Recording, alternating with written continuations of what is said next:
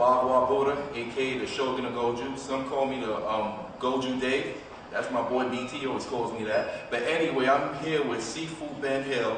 I'm just gonna ask him a few aspects on fighting. So Sifu Hill, tell me, son, how long you been training Bagua for? Let's get that out of the way. Okay, I started training Bagua when I was 12. In a month I'll be 50. Wow. So you do that. 28 years. Damn, man. Right. So I noticed, I see you did a couple of fights on YouTube. I just want to know, at your age, I'm surprised you're still out here competing. I mean, what keeps you going? What keeps you motivated? Well, all right, let me speak on the fights themselves. What I need to say is that, to begin off, I was wrong. Why are you wrong? I was wrong. Now, let me teach you a little something. How old are you, brother? I'm only 31. Okay. I want to be your son. Indeed. But feel me on this. Understand, what a lot of people are not aware of, in truth, is life. Right. They're really not aware. Back when BT and I first met, right, the only thing that mattered was Bagua. We trained stupidly. I was the night trainer, he was the morning trainer. This dude waking me up at 3, 4 o'clock in the morning talking about, yo, let's go walk. Wow. I'm like, hold up. All right, but no, but my training, my particular regiment began at 11:30 and I trained to 2, 3 o'clock in the morning. So a lot of times when he called, I just went to sleep. So now he's ready to, like, traditionally, it's you get up in the morning and do your training. I've never been a morning person. So what exact time do you get up in the morning for? No, see, if you go by the Taoist methods and so on and so forth, working with the sun, right, literally working with nature. Because as the sun rises, energy literally rises through the microcosmic orbit, if you know what the microcosmic orbit is, and it actually travels that way. All right? It's a back and forth thing that I've asked individuals, was training at night wrong then? You know what I'm saying? But when I think about even Shaolin and Wu-Tang, traditionally, being I'm a historian, they trained for the morning and had trained 4 or 5 times in the course of a day that ended up midnight and so on and so. So what was wrong with my particular training? Nothing that I found, nothing was. But straight away from the topic. Right. All right. It was during that time I was really feeling my oats, as they say. I was unstoppable, I was unbeatable, I was this and that. And I trained everywhere. I trained on the train stations, waiting for the bus, I never stopped training. Fighting was like, let's go. Then life happened. What do I mean? I got married.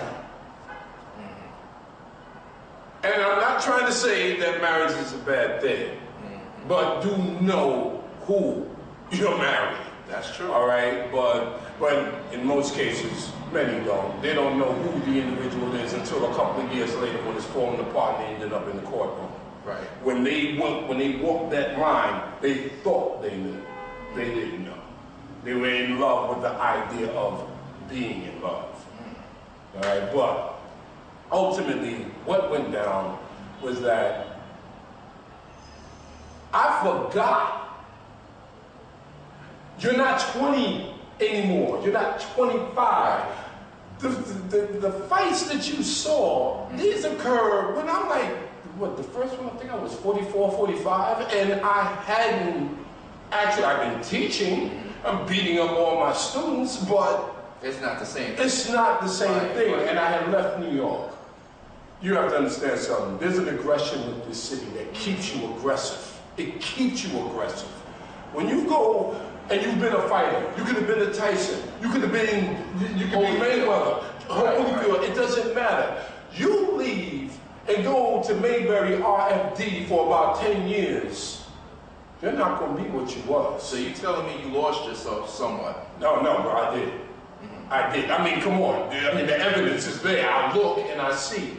But I thought what I had was good enough. So in one sense, I mean, come on, being realistic, I come from a family of boxers. Everyone prepares for a fight. You train, you train, you train. Right. Arrogance is a mother. So what you doing about that now? Now that we're in the present state of time. Well, now that I'm kicking 50 in the behind, it's about my health at this point. There are too many individuals I'm looking who are my age that, God, I'm like, let me ask you, do I look like I'm getting ready to be 50? Not really, I thought you was younger. Thank you. But there are individuals my age I'm looking at that look a lot older. And people they're giving their whole life savings to medications. That is so true. For various ailments and this and that. I mean, even throughout all the fights, throughout all of the BS or whatever, I always pointed to one fact. Look at me. I'm not beat up. You don't see me scarred up. You don't see any of that. That's due to the training. That's due to the training. But I want to go back to the fight. Yes. For a moment. Understand, when I was young, when you're young, as you are now, you're ready to fight, you're ready to bang, and so on and so on and so forth. And I used to hear, when I was your age and younger, don't mess with no old man. Why? Because the old man gonna kill you. Why? What do you mean? I mean, it was why? Because, see, the old man is thinking from this perspective. One, he ain't got no time to get hurt. Okay, and two, he's older, he ain't got time for the BS.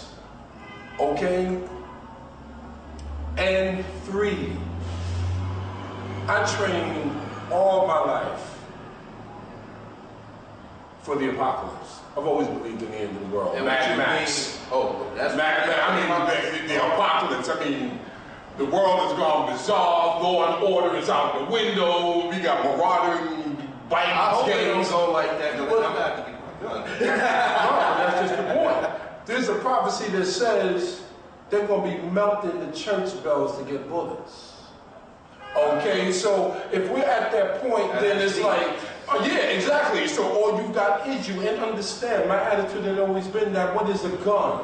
A gun is only as good as the man behind that gun. That is so true. So what, you got a gun? There are too many, what was it? Double Take with Eddie Griffin and my man, the other, what, I cannot remember his name. I'm glad you got a detective. Right, yeah, exactly. Remember, he was shooting at this dude. He said, you definitely come from the projects. Because he did all of this shooting and he missed every time. Yes. And he was point blank. And so, and there's a lot of brothers out here like that. They were so quick to get a gun, but they know nothing about a gun. You want to fight, but you don't know how to fight. Now, still on the fight, I also learned something in those fights. I didn't want to fight. Let me explain. Bruh, when I was young, I wanted to fight. I reached the age that I no longer wanted to fight. There's a difference between taking a life and wanting to fight. That is so true. I've learned a long time ago the human body is extremely fragile. And what I train is not meant to hurt somebody and send you on your way. And so I'm in the ring fighting, and I don't have that kind of aggression. None of it, all the BS on the internet, rah, rah, rah, rah, rah, rah, rah. In real life, so what? I didn't feel like that, not really to any of my opponents. I didn't. So you'll see in one fight, if you notice, the first one, I'm giving him pounds. Every hit he got on, like, good shot. That was good. All right, let's go. Right. Good shot. You didn't see me really ever try. I'm doing, if you paid attention, I'm not doing anything. And the last one, brother, my system is Django and Gap. And my particular method is that I'm a headhunter. I mean, not a headhunter, but a neck seeker. Right. If you notice the last fight, that's exactly where I went. I just held the headlock. Nothing stopped me from getting to that neck. I can get to that neck whenever I want to. Right. What did I do with it? I hold on because I was like, damn, I don't want to do this. That's when I realized that, wow, I am past that age. So what encouraged you to come into this ring right here? Just to fight, what's his name? Sifu just up to. No, that was the last fight. Again, the internet hype. Look, you know something, man? When we think we're grown, Right. we're not always grown. You get on the internet and we talking all this junk. We talking junk, and you get hype. Yo, fuck that. So you let the beef influence you. Yeah. To come out here and... Yeah. And I did. I can be honest. All of us have had instances of being immature and not acting in our own best interests. All right? And it wasn't even some of that because my attitude had always been wah. Gotta show wah. And then I realized I can't show wah. Not like that. Not like that. The best one, because I do use, my thing is chinna. I'm in there and breaking and all of this and that. My particular chinna, I'm wah. Brother BT has gotten it, he's into the strikes. He's the best example of our generation. He is, because he's the only one that was able to keep up. Me, Rudy, Ghazi, and a bunch of the other brothers, we weren't able to do that. So as it stands right now, BT is the best example of our generation. He's the baby of the bunch. He's the baby of the crew, but he's in top position. Because he's still trained. And he's still going. See, there's a thing in the martial arts is that you don't reach your peak until you get around 50. You would think that you just got to be 25 or whatever. That's not so in the martial arts. You get middle-aged before you start really seeing something. And in him, you're seeing that right now. With me, back to what you asked earlier, it's about the health. I'm going to be training to be training. But ultimately, it's about the health. Got to. I'm not going to be laid up getting $500 in prescriptions a month. And you see the way all of the way all of these, I've seen it like, how much did you spend? $500 for my rheumatism, my arthritis, I have breathing problems, I also have emphysema. And then I can't. So at this point, you're 100% healthy. That you know of. Yeah, I have no lingering anything. The only thing I want to get up is my cardio and so forth. Like I said, I'm working now, I'm not training. So, I do a little... So where do you find the time to train then? You gotta make it. Understand, when I was young, there was no time either. All of us. None of us, we had to go to school, we had other things we were supposed to be about. It was nothing about doing the chores your moms and pops had you do. We made the time. We wanted it that bad. We trained under all conditions. Like I said, I was waiting at the bus. People are looking at me bizarre. I'm sitting up here holding a bear. I'm going through a form. I'm on the train station, walking around the steel poles. I'm looking at them. How long would you do that for? Until the train came. And then kept going. And then on the train, working on trying to work on my foundation. I'm trying to see if I can move. I'm up here riding the train. Everybody else holding on. They're looking at me acting like I'm surfing. These are the things that we did. We wanted it that bad, so we made it work. We put in that type of work. So what do you say to the generation now of Kung Fu, karate, all martial arts in general? What should they do now to get their skills to that next level?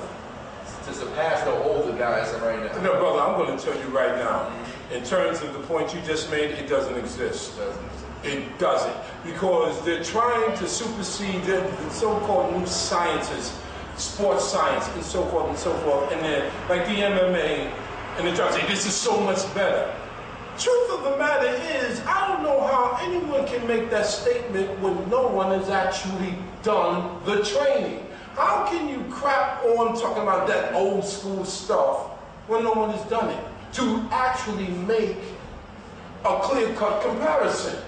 If you're going to make a scientific evaluation of something, then you should have an honest representation of product A and product B.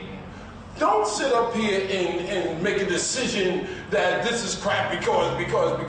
No, and see, I'm mad at myself. You asked me where I'm at. I'm 50 now.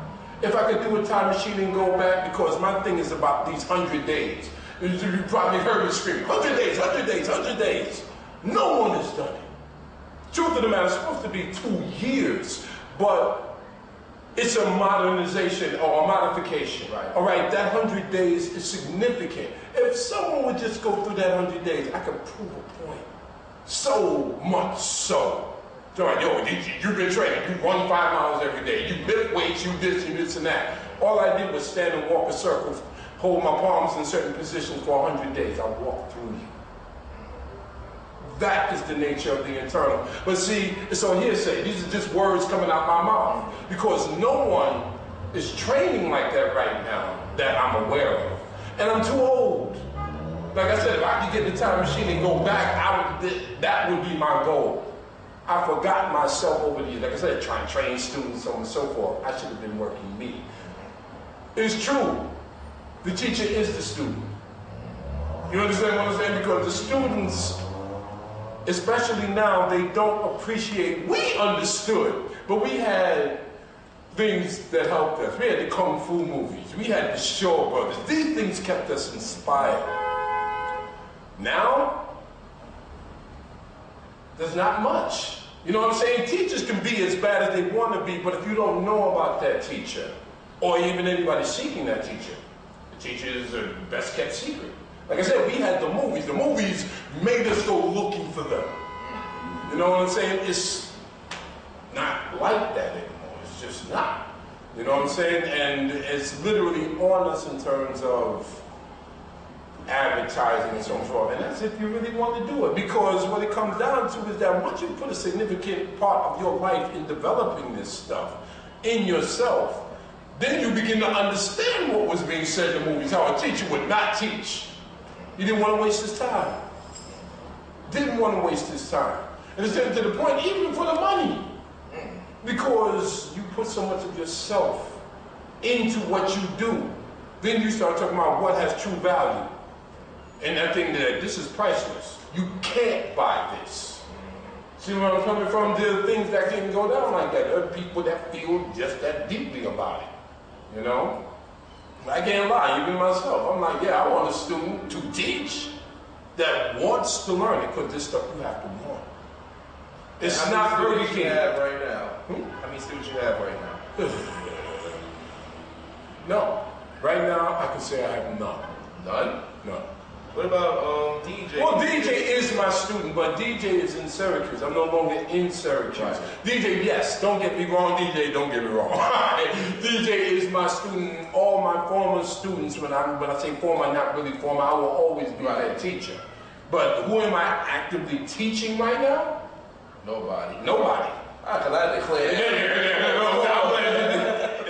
No, I mean, if someone wants to learn, gladly, I will teach. They're going to have to come right, because I now have a prerequisite. Whoever wants to learn will do the 100 days first. Ooh, sounds brutal. It's what it is. It's what it is. And BT can attest to what I'm saying here. So where is school located at right now? Allentown, PA. And what's that? Is that New York City or No, Allentown. Allentown, Pennsylvania. Oh, Pennsylvania. Okay. Yeah. That's it. And I'm teaching out of my house. That's it. I got a finished basement. Got space. And how much you charge by the day? By the day or by the month? By the month. It's different out there. Out there, I'm charging $100 a month. Out there. Whereas back in New York, no. Definitely more, but out there it's quite different. But so, excuse me. So $100 a month. All right. There you go, guys. We just spoke to Sifu Ben Hill. He just gave us a nice little insight of what Kung Fu is, the fighting aspect, and the philosophical stuff. But anyway, guys, stay tuned and watch. Peace.